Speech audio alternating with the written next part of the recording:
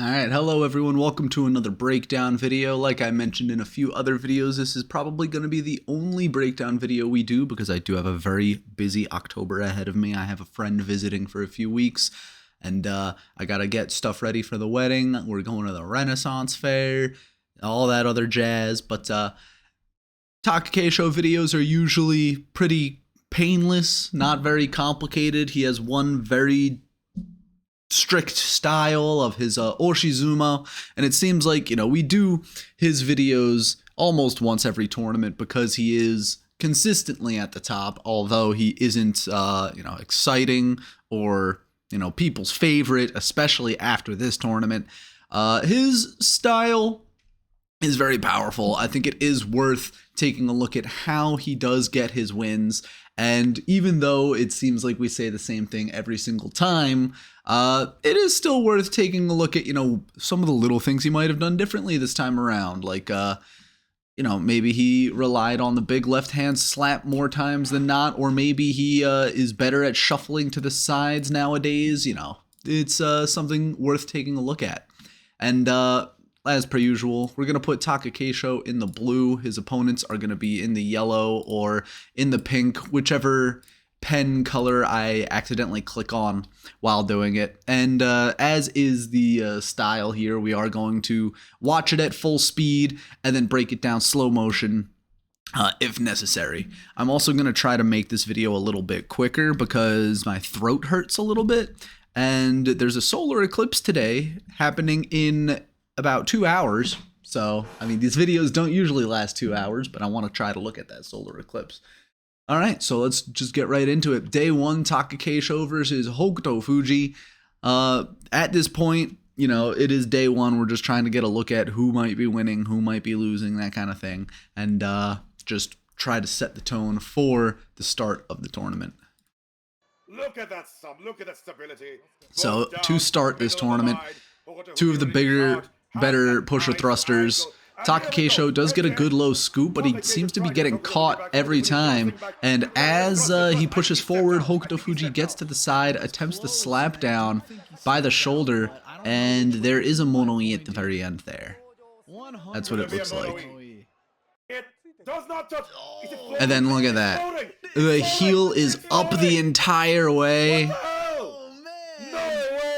Super close for Takakeisho right there, by the skin of Hokuto Fuji's heel, which, again, if we want to watch this match at full speed again, this is just, again, Takakeisho's generic style. This is what he usually does. Hokuto Fuji is really good on the defense there, and we can kind of take a look at what I mean by that. So Takakeisho does his usual thing. He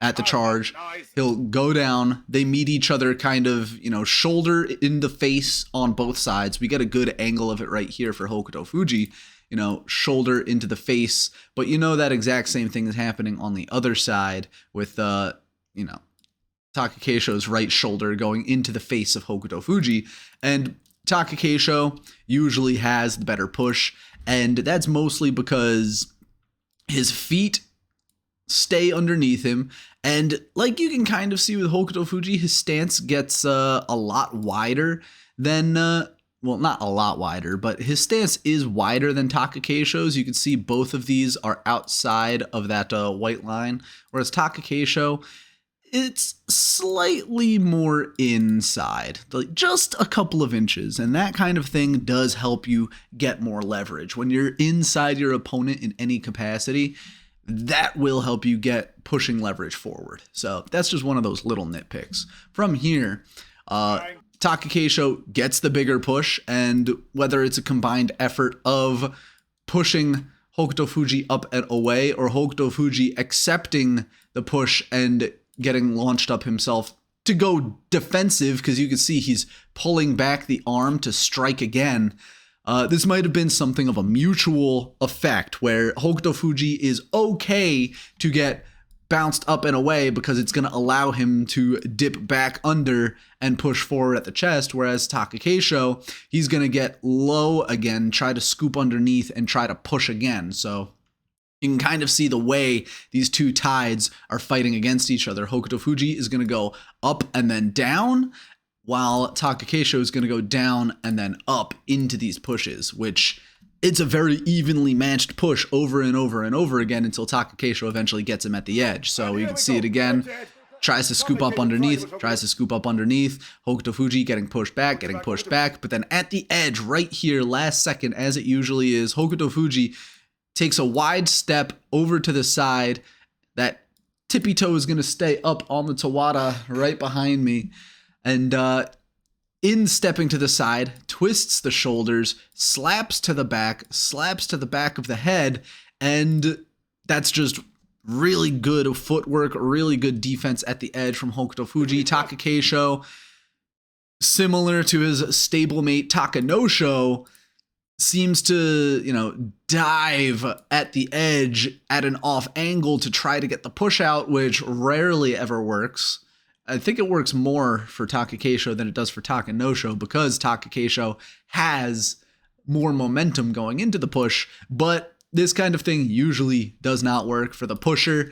He gets turned and twisted to the side, and the jump out at the last second too to just kind of seal the deal again. We could take a really close look at this replay. What the hell? Oh man! No way! Out the call. His hand touching.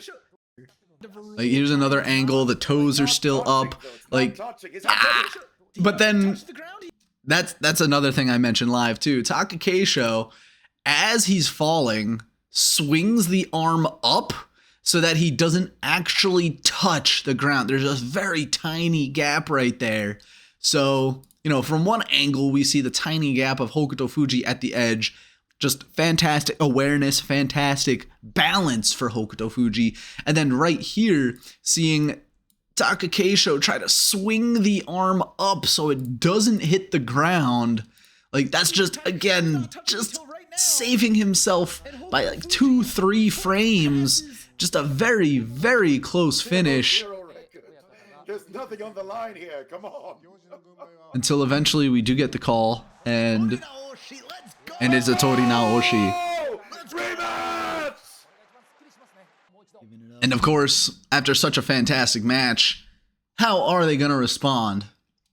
So honestly, I didn't remember that this was a Torinaoshi match. So now I'm thinking, oh, okay, Takakeisho had to fight like 17 matches this tournament. But let's see how round 2 goes. Takakeisho gets lower, gets the better push, but the same exact thing happens. I don't think we need to break it down that much more detail, but it is basically the same exact thing, except in a Torinaoshi match, you are much more tired. You are, fighting a second match in a row, and, Takakeisho gets his low charge, but you can see this time, Hokuto Fuji takes a huge step out to the left so he can try to turn his body and turn Takakeisho in a direction that he wants to manipulate. He's trying to get to the side, so instead of Takakeisho hitting him head on at the charge full force, Takakeisho is now forced to turn his charge.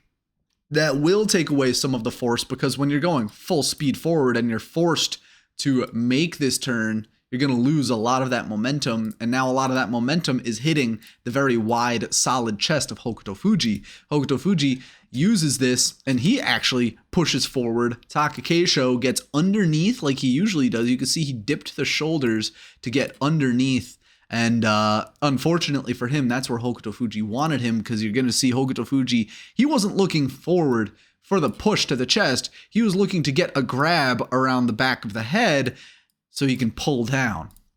And because Takakeisho basically had all of his momentum arrested at the Tachi-ai, having been forced to turn to the side, now he gets turned, pulled, and now this time it's not at the very edge. This time it is in the middle of the ring, and Hokuto Fuji takes the win. So honestly, not bad sumo from Takakeisho on day 1, but Hokuto Fuji was hot at the start of this tournament. Unfortunate he finished 8-7, but either way, he gets back up to Komusubi. And Takakeisho, that is not an indictment on his lack of strength. Takakeisho looked good in that match, but I mean, having to fight a second match on the same day. We know Takakeisho has stamina troubles. He doesn't really do well in those long fought matches in the first place. So now having to fight 2 matches in one day, advantage already goes to Hokuto Fuji. Hokuto Fuji has been working on that new style. Takakeisho hasn't really been adapting much. Like, we've mentioned it over the past few tournaments that he does do a few things slightly differently here and there, but he hasn't fully changed his style like Hokuto Fuji has, like Aoyama had between the years of like 2020 to 2022, that kind of thing. So Takakeisho is still, maybe I would say 1.5 dimensional. He does have other tricks he is willing to go to, but that straight up charge over and over again style is his bread and butter. That's what he does 99% of the time, and that's what we can continue to expect him to do. So now in his match against Nishikigi was an ozeki killer at the previous tournament as well. Is Nishikigi going to be able to keep that up, or is Takakeisho going to right the ship and go 1-1? So full-on charge from Takakeisho does get stood up by Nishikigi, but now Takakeisho is the one to deliver the slap to the left, and that is something he has been doing for quite a while. Other than that, those big pushes forward, is he steps to the side and delivers a haymaker with that left hand. Big left hand to the side of the head. It sends Nishikigi off to the side, and as a side note, I wonder if Takakeisho is left-handed. I don't actually know if he's right or left-handed. Not that that super matters, but it kind of does in a combat sport because, in boxing, I've only ever seen boxing movies. They're like, oh, he's a southpaw. It's different to fight against a lefty, which that could also be true in sumo. When your favored hand is your left hand and you're trying, if you were trying to go for grips with the left hand, that's a little bit of a different story. But when it's YOKOZUNA, you could probably more or less see something like this coming where he's going to try to deliver those big, the uppercut strikes, the haymakers, the slap to the side of the head with that left hand. So that's something you would need to look out for.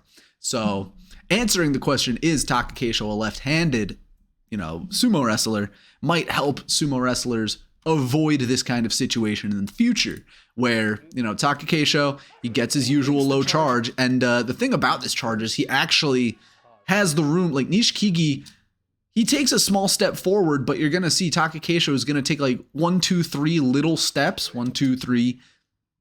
And he's the one actually pushing forward first. He's the one pushing forward, whereas Nishikigi was content to basically stand up, absorb the charge, and that was something we noted he was very good at the previous tournament, was being able to absorb the tachi-ai. He was a solid tree. People would bounce off of him at the tachi-ai. Takakeisho, though, he's an ozeki. You have to be a little bit more prepared for an ozeki. And here, Nishikigi did have a good start on the defense. Takakeisho, however, on the push, trying to scoop down, actually kind of gets blocked by this forearm on the shoulder of Takakeisho. You could see Takakeisho tried to go down, then back up, so he could, scoop down and charge into the chest. But he was blocked up by this forearm right here and forced to stay at a distance. So Takakeisho, his offense is kind of being stopped up here. How is he gonna, fight back against this? And in the recharge, it's Nishikigi coming forward. Takakeisho taking a defensive stance. He gets up under the armpit with that left hand, forcing Nishikigi off to the side, and then he's gonna follow up with a big left hand slap to the head to force Nishikigi off to the side and into the ground. So just a very fast smack to the back there. And we could see it again at full speed. Don't really need to slow down the footage. It's just a very quick, very solid, slap to right, boom. Steps off to the side, delivers the slap to the back, sends him down into the ring, and that's the ball game. Just really big slap to the back. Really big slap to the shoulder. That is I want to say Takakeisho goes for that move about 30% of the time to his usual 70% of the time straight up pushing forward YOKOZUNA.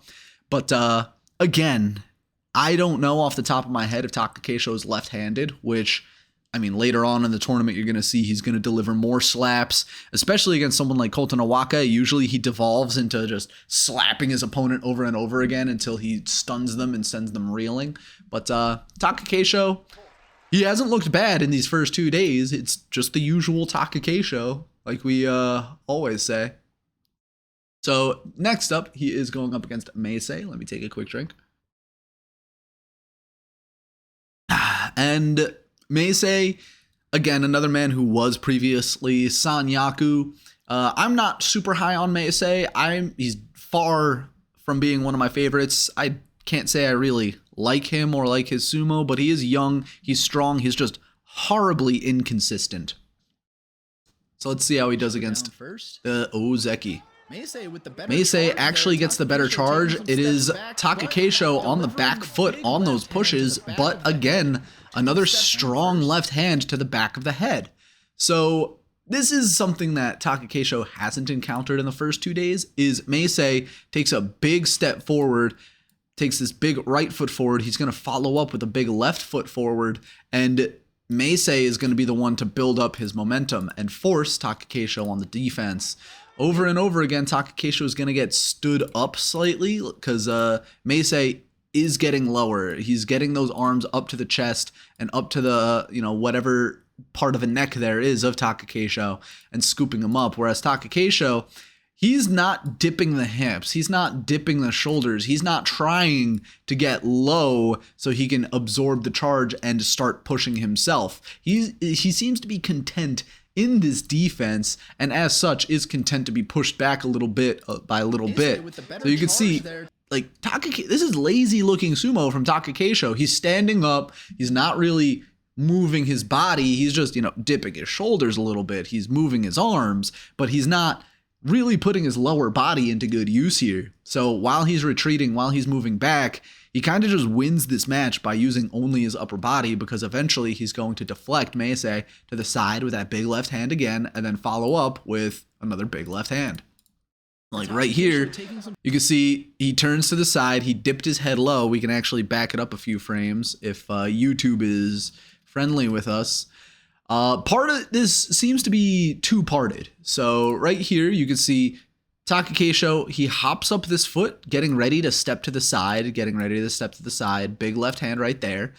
And Meisei also plays the part because his left foot is very far back, his right foot is very far forward, and this kind of puts him on this kind of a plane where his hips are being turned away by himself. Like, his body isn't square up against his opponent. Usually you want your hips lined up against your opponents, but they're off facing to the side like this. As a result, because his body is off kilter in this position, his shoulders are not going to be squared up, and even if they are, they're going to be very easily manipulated so that his shoulders line up with the rest of his body, begin to, face this way. Let me erase some of these lines. His shoulders are going to be very easily manipulated. So when this pressure is applied to this end of the line, he's going to be turned that way because the rest of his body is also turning that way. His feet are the baseline.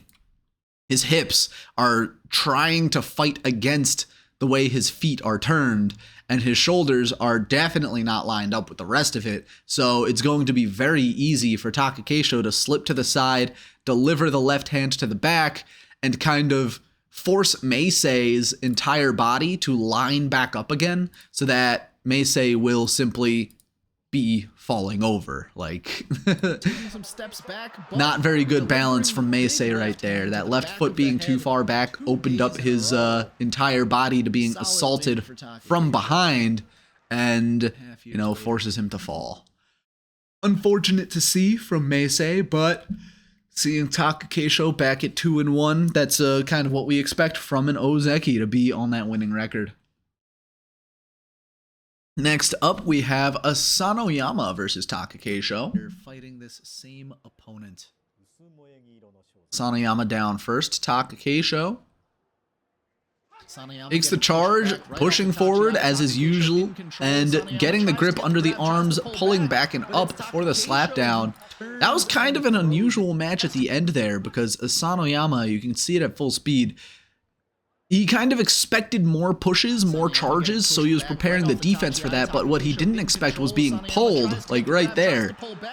Takakeisho pulls him back and slaps him down in the middle of the ring, which that's not a move you usually see from him.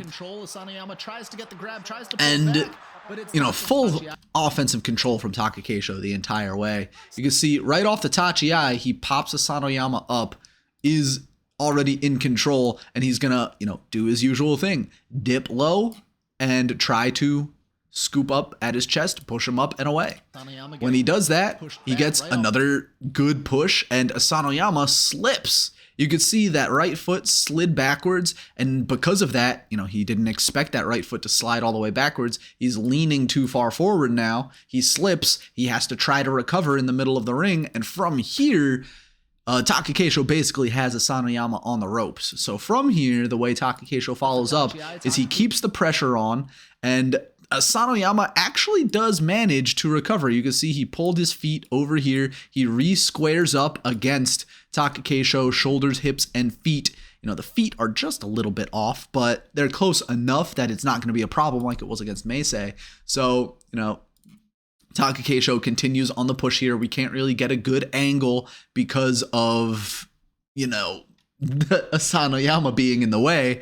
But from here, we can see the next move is to push forward from Takakeisho. And Sanoyama at the edge here is putting up some good defense. So Takakeisho, you can see right hand inside, left hand outside, chest to chest. This is not usually where Takakeisho wants to be. He doesn't want to be in a grip battle and would find himself in this position if it is a last second attempt.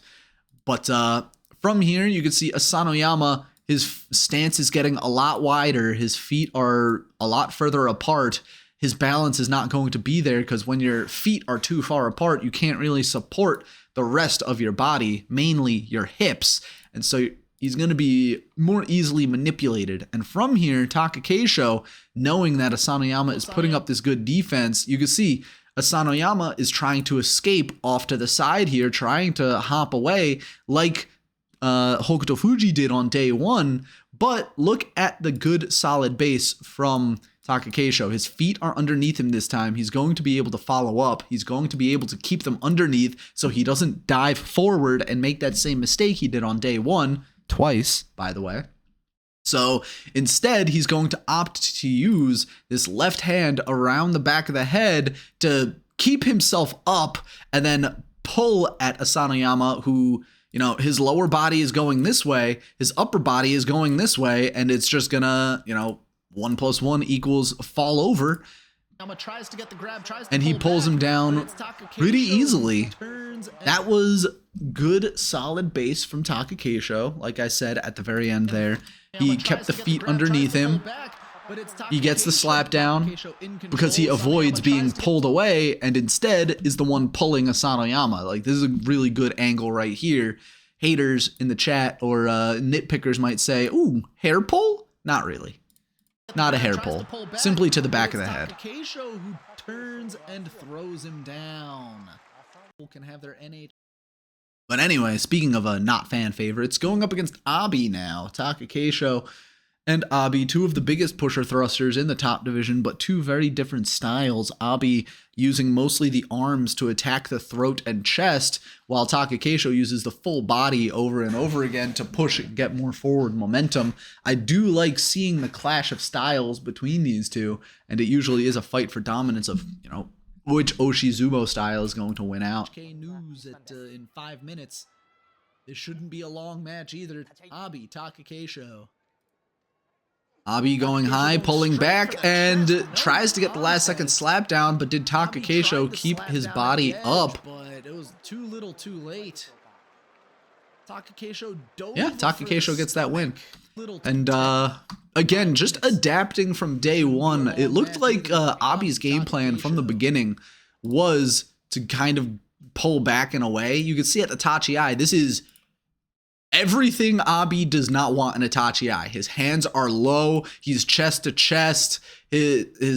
I mean, he's not doing his brand of sumo. So he immediately goes on the retreat, whereas this is exactly what Takakeisho wants. He wants the hands inside to the chest. He wants the head into the shoulder. He wants all that momentum going forward. This is exactly what Takakeisho likes to see. So Abi immediately goes on the retreat, and you can see right there, Takakeisho stumbled a little bit because Abi immediately hops backwards and goes for the slap down. And from here, like we just saw in the last match, Takakeisho needs to keep the feet underneath him, needs to keep the push going, and you can see he kind of needs to run and dive forward here. I won't fault him for the dive here like I did on day one, because like in this kind of situation where he is indeed being pulled back by the arm, Abi is delivering the slap down, so there is a lot of pressure on his back. Very hard for him to keep the footing, keep his body up and stable. So I'm not going to fault him as much here for going for the dive.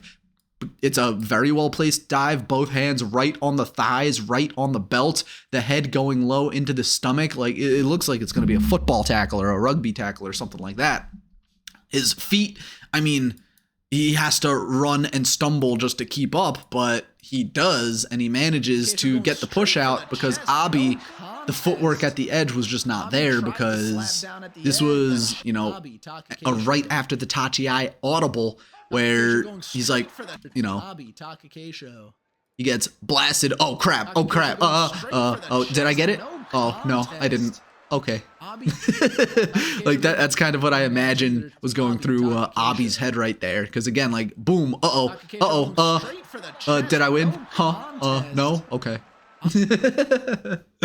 Like that's probably not actually what he was thinking, but that's kind of what I can glean is Abi just trying something right after plan A fails. He's like, pull back, slap down. No? Okay.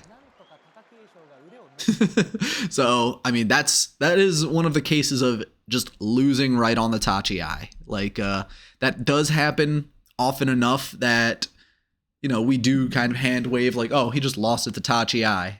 You have to go a little deeper. Like, why did he lose at the Tachi eye? Right there, it was because he didn't get his arms up in time and Takakeisho pushed on forward.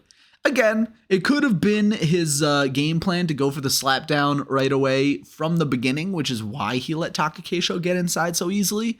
But I would not trust myself to be like, if Abi is tall and skinny, I wouldn't trust a tall and skinny body to catch someone like Takakeisho. And speaking of another kind of throwaway match, Tamawashi 0-5. Tamawashi doing terribly this tournament, going up against Takakeisho.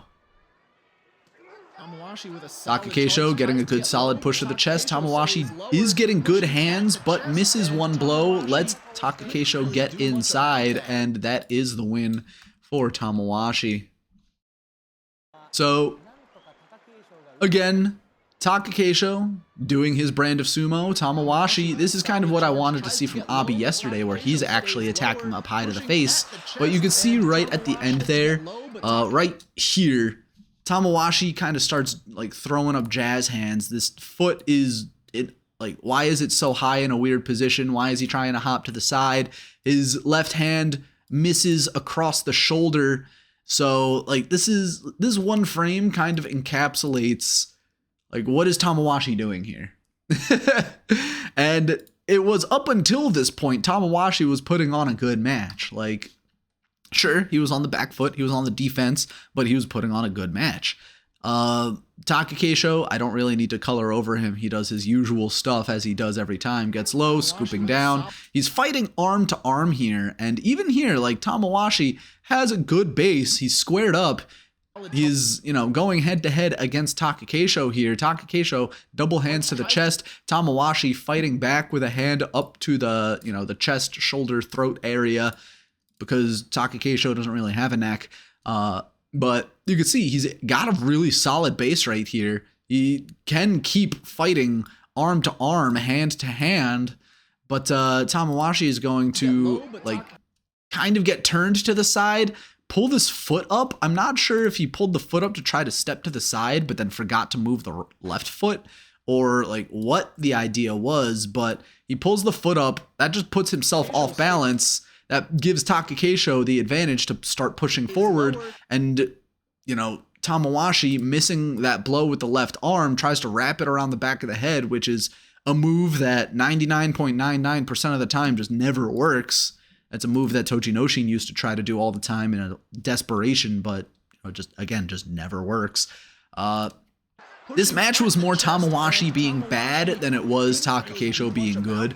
Like, Takakeisho just needed to do his own sumo in that match, and Tamawashi was the one that made the mistake that, you know, forced him to lose. So, you know, you hate to see Tamawashi do so poorly, but, you know, one fatal mistake leads to his death, and that is just how it goes. Shodai versus Takakeisho. Former ozeki versus current ozeki. Initial charge goes to Big push for Takakeisho. Shodai does manage to get some steps forward. A big left hand to the back, a big right hand to the face. Takakeisho just slapping Shodai over and over again, but none of it works. Shodai gets the win. once again.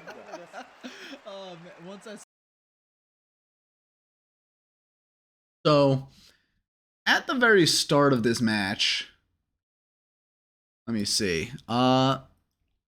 This looks like the match against Nishikigi, where Takakeisho gets stood up and meets a giant wall at the Tachi-ai.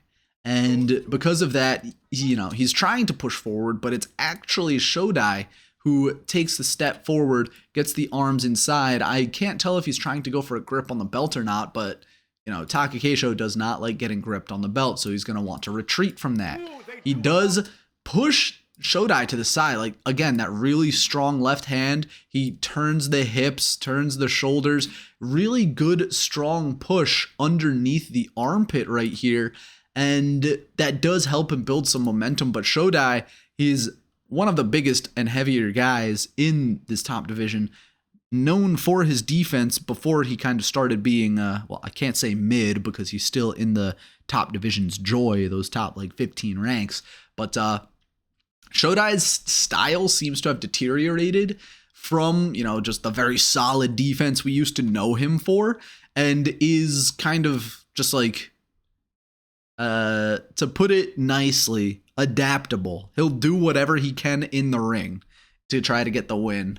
Not as stylish as Tobizaru's adaptability, but I will say Shodai does whatever he can to get the win.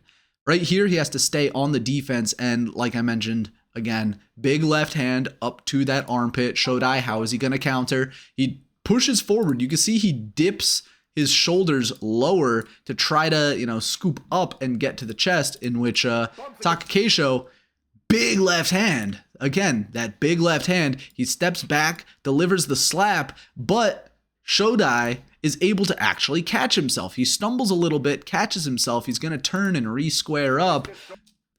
And then Shodai is actually the one pushing forward.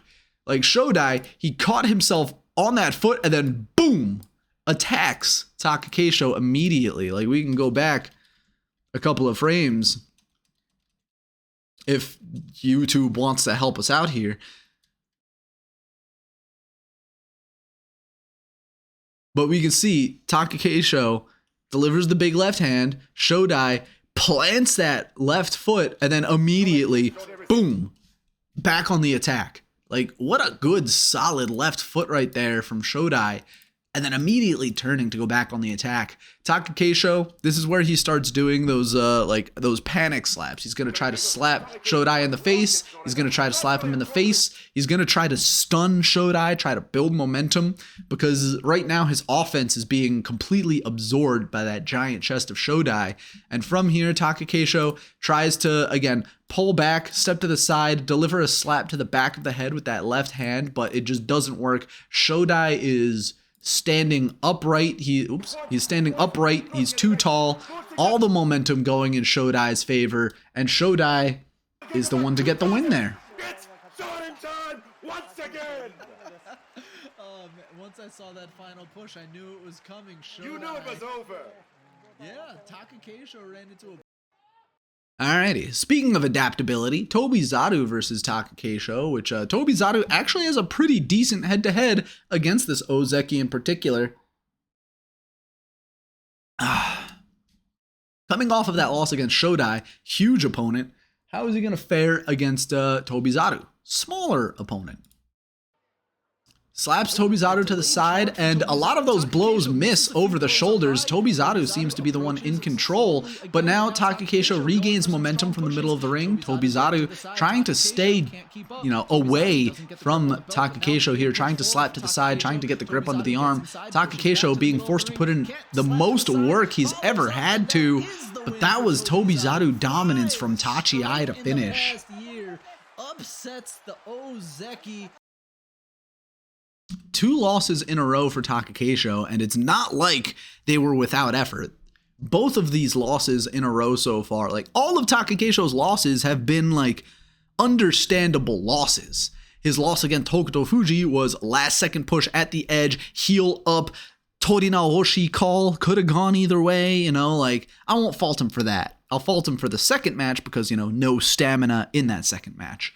His loss against Shodai, unstoppable force meets immovable object, and the immovable object won this time because the immovable object actually started moving and not in the way he wanted it to. And then here, Tobizaru, the reason why he's my favorite is because he comes in with a game plan every single time. He comes in knowing exactly what he needs to do against this specific opponent. And here, he knows to not try to take the full brunt of Takakeisho's attacks and try to attack the sides, try to knock him off balance and try to push forward for the win. So how does he do this? Well, this is supposed to be a Takakeisho video. So how does Takakeisho try to handle the flying monkey? And what does Takakeisho do incorrectly? Or how is he manipulated in, that way? So Takakeisho, immediately off the Tachi, you can see it. He misses with both of those arms, and if YouTube wants to cooperate, please.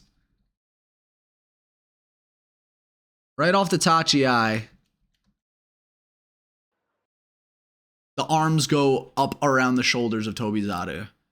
These blows completely miss. Tobizaru, he takes he comes off to the side this way, but then kind of makes his body thinner by like putting his feet one in front of the other, turning the hips so that, in taking these shoulders, turning the shoulders, getting everything inside and attacking Takakeisho's inside. This is simply not what Takakeisho expected. So how does Takakeisho respond to this? He starts attacking up high again, but he misses another blow up around the shoulders. And excuse the all of the fan towels that are about to pop up on the screen. But you can see he misses another blow up around the head because Tobizaru puts the arms down inside and he's like fluttering out these elbows like wings. So when Takakeisho goes to attack, the arms, Tobizaru pushes the elbows up, forcing Takakeisho's arms up and away. So really interesting defense from Tobizaru here. Takakeisho doesn't know what to do against it, so now he's pulling back, attempts a slap, misses it. Again, still pulling back right here.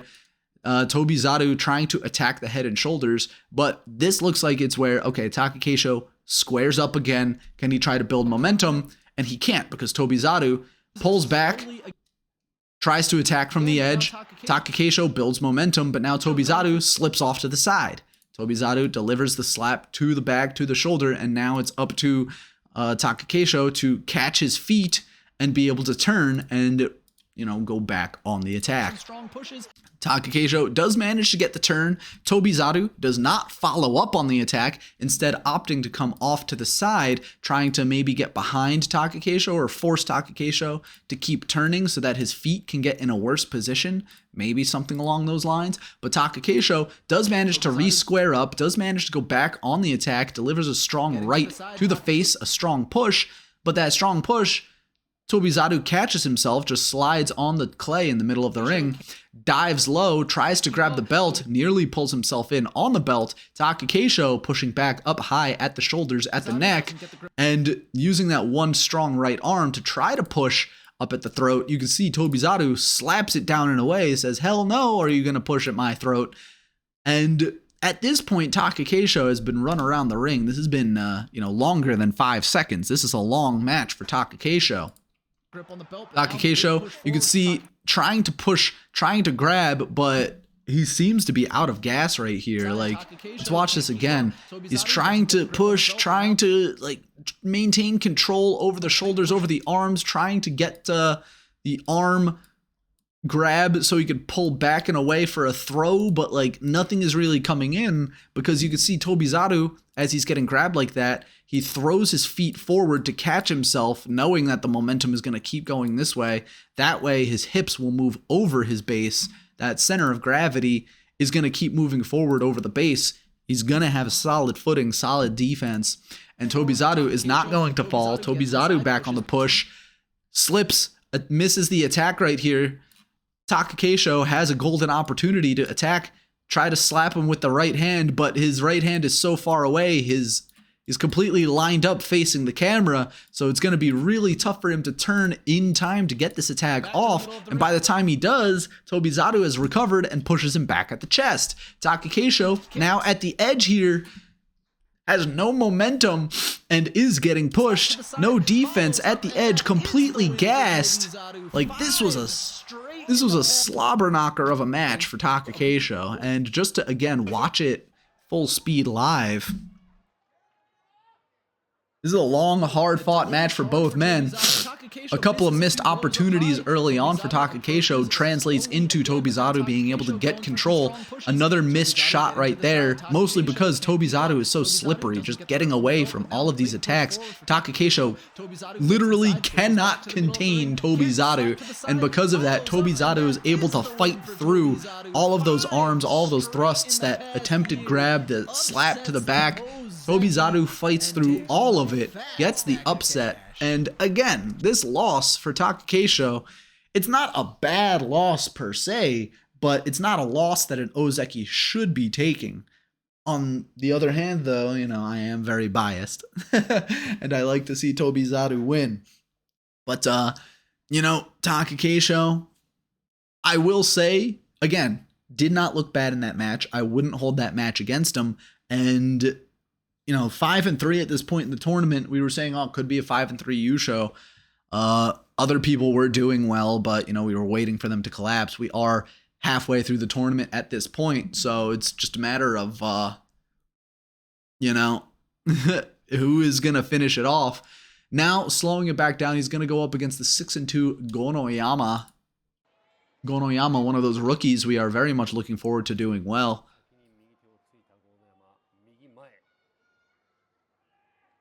Takakeisho down and ready. How is Gonoyama going to handle the ozeki? Gets pushed up, delivering a lot of blows chest to chest, and big solid push forward for Takakeisho. So right off the tachi-ai, Gonoyama tries to fight this, I'm going to call it a patty cake defense, where they're both slapping. They're both trying to attack each other's chests and attack by slapping each other at the chest and see who can get dominance from there. But Takakeisho having more experience, Gonoyama being a lot less experienced, especially against someone of Takakeisho's caliber, it was eventually going to be Takakeisho pushing forward unless Gonoyama tried something like grabbing the arm and pulling back and away or something along those lines. But you can see, blow for blow, Gonoyama is trying to parry those shots. You can see he's scooping the right forearm up underneath the arm of Takakeisho, but Takakeisho is delivering these windmill strikes to the chest. Gonoyama, you can see right here, he's the one to pull back and try to slap down at the arm, but that just did not do anything. And from here, you do the zoom in, it was at this moment he knew he effed up. And just from here, goes up high, you know, Gonoyama getting pushed back, miscalculated how he would parry Takakeisho. And I mean, that's not a bad call to make, I don't think, because usually Takakeisho is the one scooping low, charging full-bodied, so trying to slap down at a Takakeisho attack is not a dumb idea. It was just a dumb idea after, you know, having fought hand to hand, just going slap for slap. Takakeisho's not diving, he's not dipping, he's not moving, he's content to slap back and forth right here. And to attack the arm, pull back and away, that just gave Takakeisho all the momentum, who, again, he didn't dip his body once. He simply walked forward and pushed straight up with his arms. He didn't do his usual sumo here, and it worked out for Takakeisho because Gonoyama probably expected the usual sumo, got stopped up, and was like, uh-oh. Kind of like the Abi match.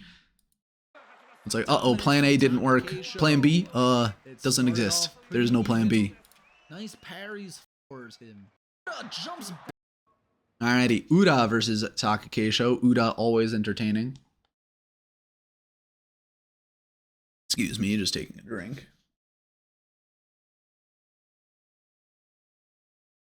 I mentioned that solar eclipse earlier, but it's super cloudy right now. We probably won't even be able to see the sun, but it will get dark. Anyway, Uda versus Takakeisho, day 10. Takakeisho gets a strong push, but Uda jumps up and slaps him down at the edge, which, you know, again, full speed match right here. Uda pulls down, jumps up, slaps him down. I don't remember the end call. There is a mono-e. But I think they call it dead at the same time, if I remember correctly, because jumping up and away from the ring is considered like conceding the match, you know, losing. They call Torinaoshi. Okay, so we won't really get into the semantics of why that's a win or a loss, but we will just try to look at Takakeisho here. Takakeisho does his usual low, get low. But Uda, you know, having started, you know, his usual further back from the line, his plan comes immediately. He wants to get a grip around the back and then pull down immediately off the Tachi-ai. How can Takakeisho counter that? Well, we saw it against Abi the other day, where he gets low, pushes at the waist, at the belly, and pushes him out. But when Uda jumps up like this, and jumps up and away from the ring, where, you know, Takakeisho is trying to push at the thigh, but, you know, if Uda stayed on the ground, Takakeisho may have been able to catch himself on the thighs, push Uda out, and stay standing for a second longer. But because Uda jumps up and away, Takakeisho goes low to hit the legs, hits nothing, and falls forward on his stomach, which, because of technicalities in the rules, because of the dead body rule, because of, you know, this, that, the other thing, whether or not you agree with Uda winning, losing, Torinaoshi, whatever, this is an unusual situation, and, like, this is not a position you ever see in sumo. Like, one dude laying on top of the other's back, like, that kind of thing just does not happen. So, to call this a Torinaoshi, I think is the right call. It's just, the dead body rule is something that, whatchamacallit, the dead body rule is something that is very, like, it depends on wrestler to wrestler. So, in this case, like, Uda is called dead body, again, because he jumped up and away from the ring. When he's considered dead, I think is mostly for the convenience of the shimpan, the side guys.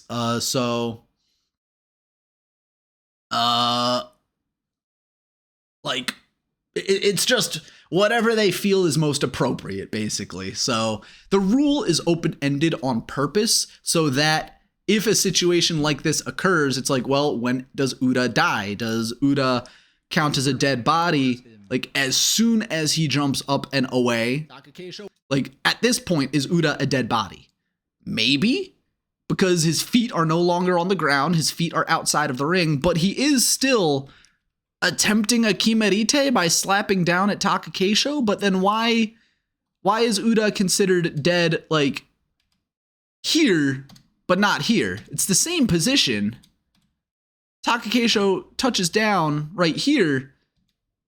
What's the difference on the frame to frame here? And I think, again, it's just Big charge. Whoa, but they thought it would be, because the rule is so obscure and because the rule is so open-ended, I think it's fair that they call it Torinaoshi, because like the internal reasoning in my brain is like, you know, it's so like, this is such an unusual spot to be in. This is such like 1 in a million matches. I've probably seen thousands of sumo matches. We watch hundreds of them every tournament. I've been watching for so many years. So like, seen multiple thousands of sumo matches. How many times have I seen that exact thing happen? Maybe 2 or 3 times. So how many times is that rule going to like call the match, the dead body rule in that exact scenario? Because dead body rule in other scenarios makes a lot more sense. Like there is a very clear call. It's a Takeda Fuji match from a couple tournaments ago where he simply jumps up and away from the ring. He doesn't dive like Uda just did. He doesn't try to slap down. He jumps up and out.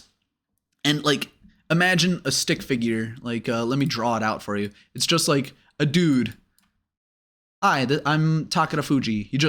His entire body just jumps up and away like this. Position doesn't change. He just jumps up and away. They called Takeda Fuji dead as soon as he like left the ring, and you know, that felt appropriate. Whereas in this position, like Uda, his body is, you know, like perpendicular to the ground. Like, oh hi, I'm Uda. Like his body is perpendicular to the ground, but he is technically slapping down Takakeisho. Like that's why the rule is so weird. That's why the rule seems so inconsistent.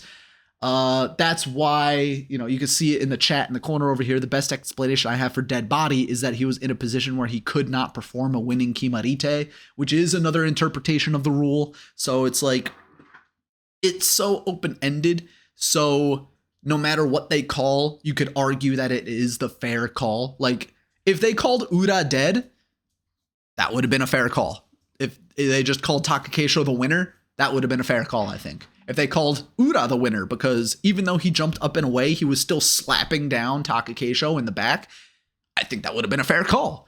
But to kind of make it easiest all ways, just call it Torinaoshi. Just like, we don't know what to call it. Let's just have them fight again.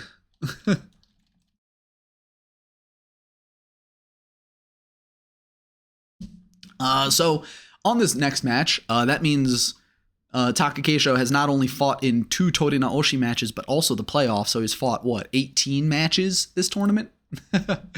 So, right, this is the joke, the match I made a joke about. Like, is it a Henka if Takakeisho doesn't move?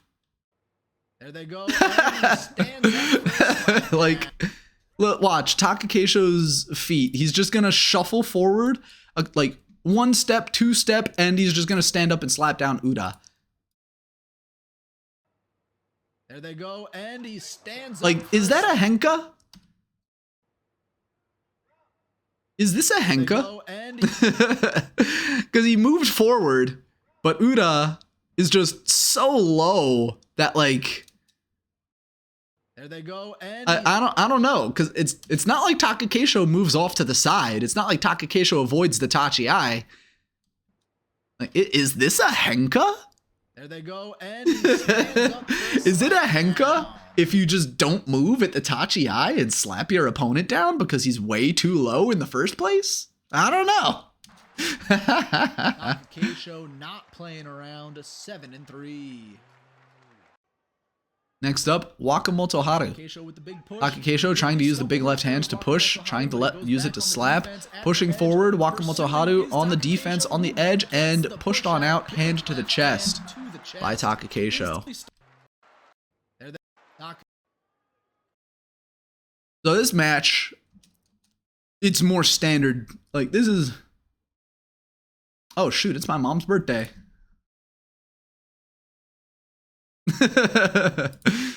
I just remembered that.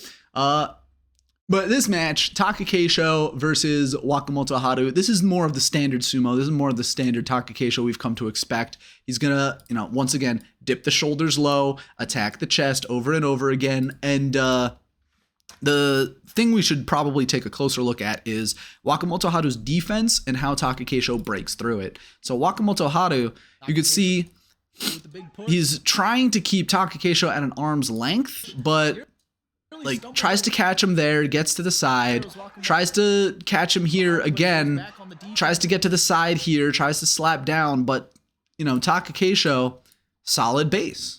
He's usually does have a solid base like that. He usually does have very solid footing. I wouldn't say he has the best footwork of any sumo wrestler, but you don't usually fault Takakeisho on his footwork. Usually has very good footwork. And because of that, all of these attacks from the side, like, Wakamoto Haru trying to attack from the left, trying to attack from the right, none of it is really working because these attacks are not full bodied. They're not super strong. They're not forcing Takakeisho on any kind of defense. So Takakeisho just keeps on pushing forward as Wakamoto Haru at the edge, pushes him out by the chest. Like, that was not an exciting match, not a very deep match. It was a Takakeisho match. Wakamoto Haru could not put up any kind of defense.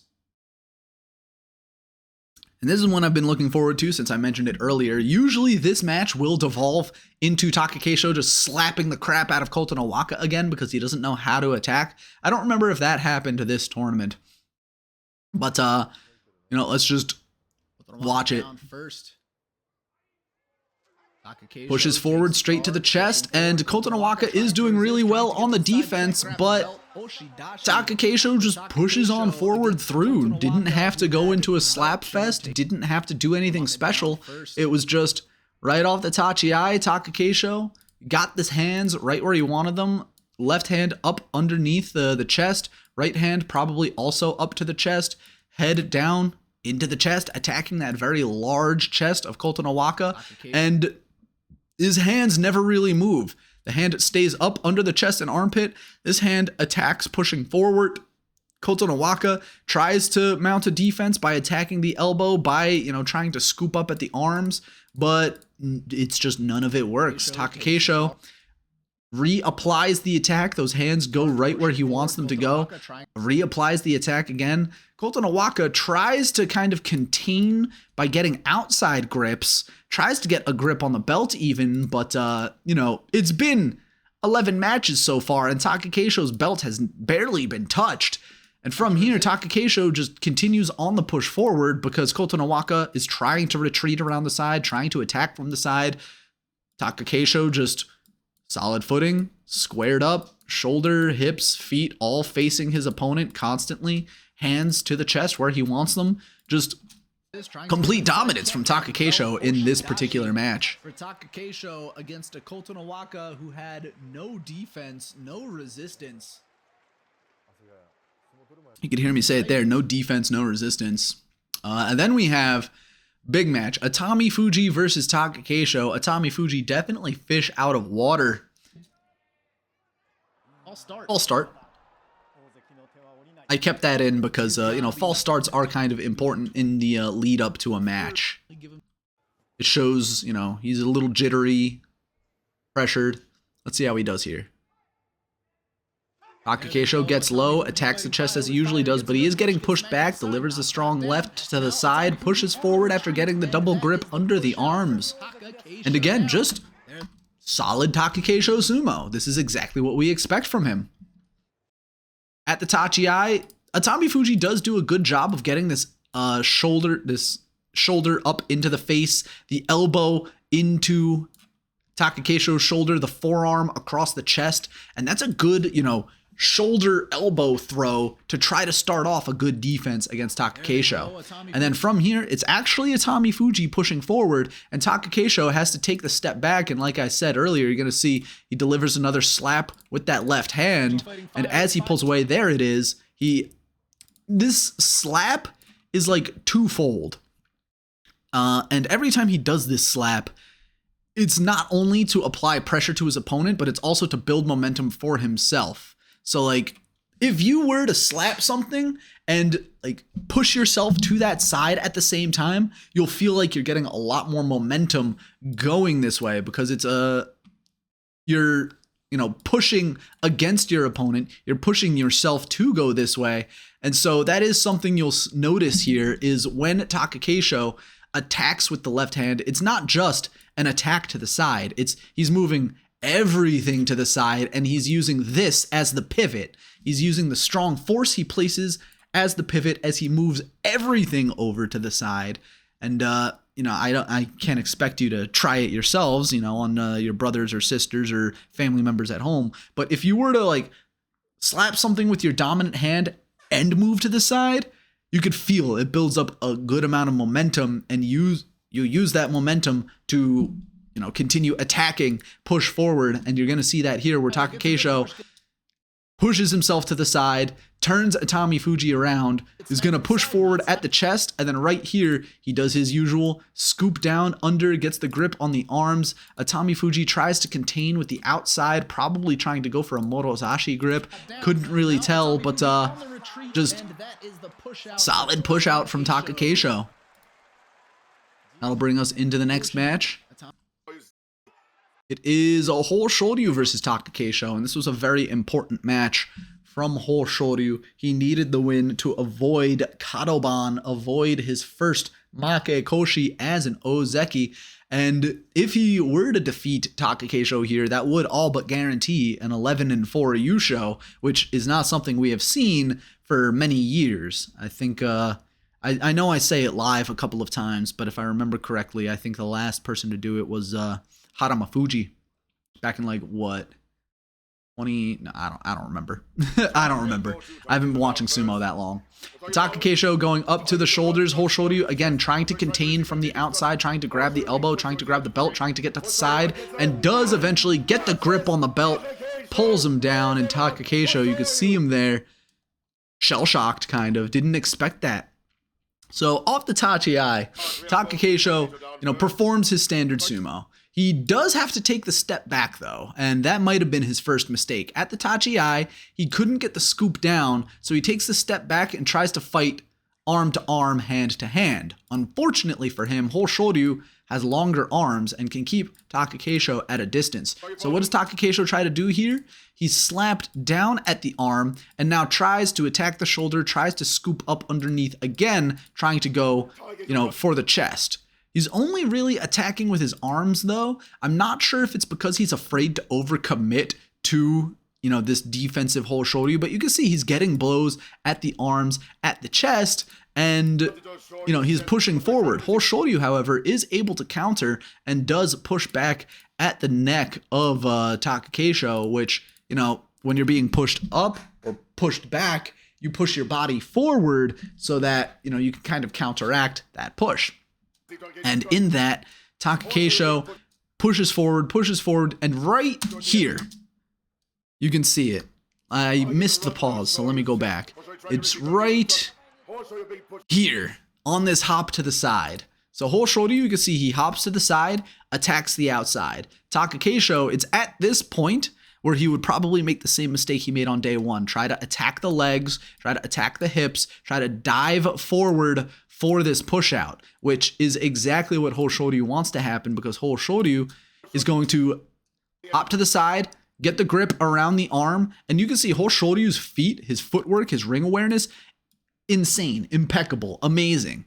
Like, he keeps his toes just inside the ring, just on the Tawara. Takakeisho, we've mentioned it a few times, that solid base is no more. He is being pulled down by the back of the head. He's being gripped around the arm. He's being dragged by Hoshoryu around the edge of the ring. And we have a really nice camera flash. I hope someone posted this picture of Takakeisho's face to the internet somewhere.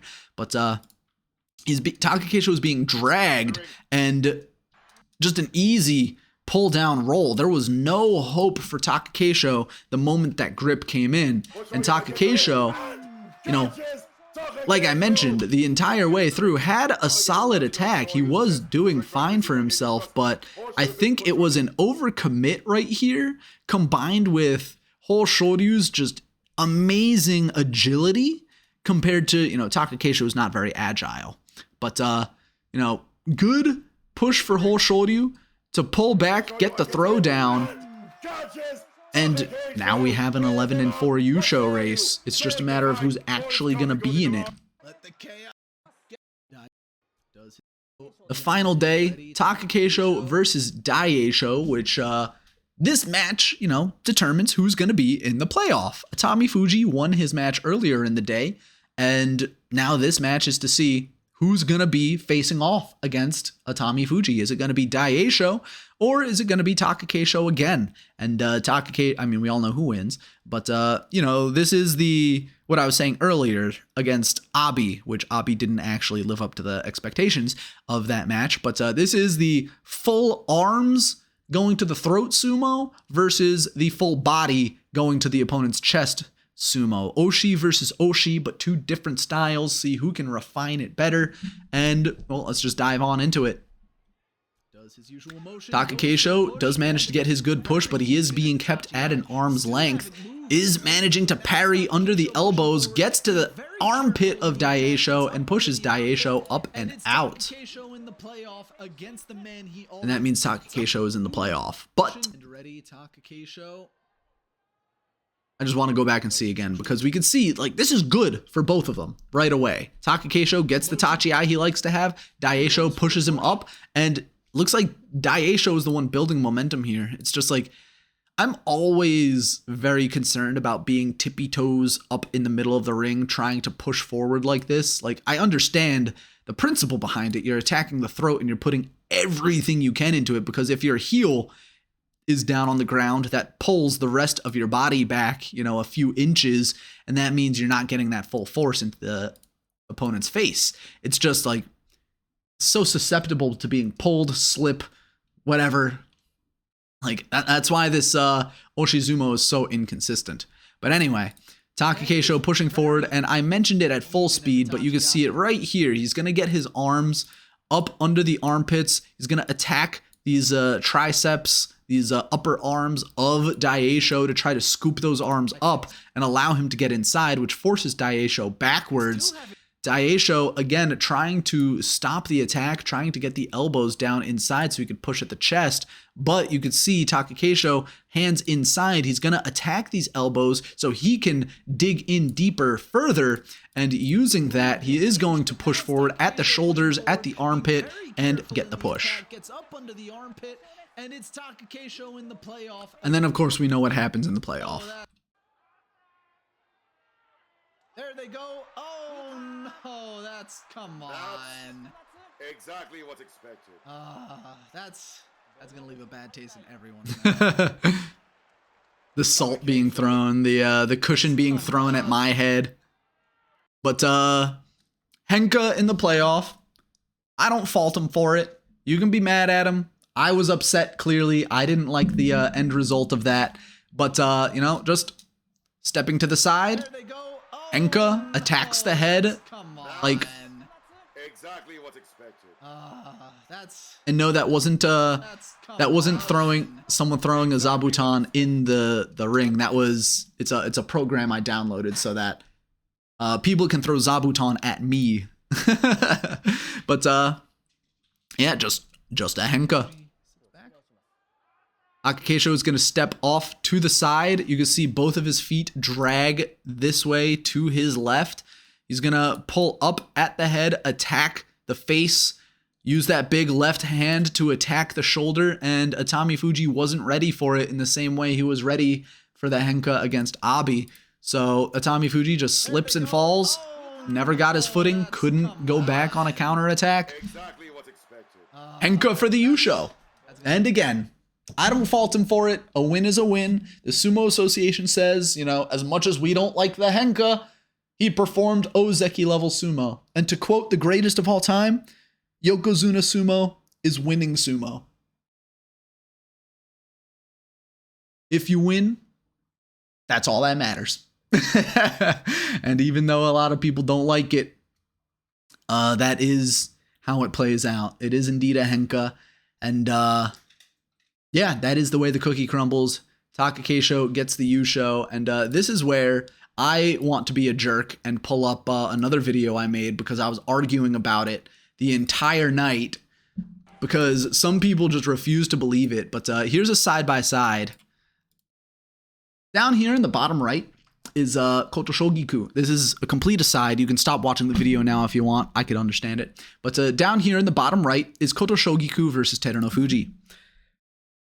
This is not the match you think it is because Torinaoshi is infamous for delivering a Henka to Kotoshogiku when Kotoshogiku was a Kadoban Ozeki in Sekiwake, needed 10 wins to get back, and the Henka that Torinaoshi delivered was the 6th loss, which meant that Kotoshogiku could not get back to being an ozeki. And this is the Henka that occurred for the Yusho. They're Henka, right? It's cut and dried, you know? It's a Henka. Oh, but no. Kotoshogiku met Torinaoshi at the Tachi-ai. But apparently, Takakeisho didn't meet Atami Fuji at the Tachi-ai, but Kotoshogiku met at the Tachi-ai. Like, I guess it's because the right arm is up attacking the head here, whereas Kotoshogiku, the right arm is down blocking the inside and pulling at the hand. But, I mean, come on, guys. A spade is a spade. We can call a Henka a Henka. It is a sidestep at the Tachi-ai. And whether or not, you know, you can call it a half Henka because he did meet Torinaoshi, but I guess you would also have to call this a half Henka because he did meet Atami Fuji. You know, it's a half Henka, you know. But again, this is just me being a jerk because so many people hate to admit that Kotoshogiku Henka'd as well. And they will argue to the death that no, Kotoshogiku did not Henka, actually. And there was no reason, absolutely no reason for Torinaoshi to Henka. It totally wasn't a revenge Henka, even though in that context, Torinaoshi was 1 win away from being a Yokozuna. But no reason for Torinaoshi to Henka Kotoshogiku. Torinaoshi's a villain for that. That's why people hated him until he came back. But anyway, that is going to end this video. Thank you very much for watching. I have to go wish my mom a happy birthday, and I also have to hope that the sun stays out long enough so that we can see the solar eclipse happening. By the time this video is posted, that may have already come to pass for those of us in South Texas or in wherever it's going to be arcing up through New Mexico and things like that. But thank you very much for watching. This is going to be my only breakdown video that I do because, like I mentioned at the beginning, I do have a very busy month. We have a friend visiting us for the next few weeks, and we are going to be going to the Renaissance Fair in Texas. So if y'all are in Texas and y'all are going to the Renaissance Fair, that's where I'm going to be. So, and then by the time he leaves, the November Basho is starting. So, yeah. It's going to be a very long 3 weeks without sumo content. But if you guys want to keep on watching any of my other content, you can be sure to tune into twitch.tv/LeoDSumo. There should be a link in the description down below if you want to watch me stream any, variety games between Basho. That will be it from us over here. Thank you very much for watching, and I hope you all have a good day.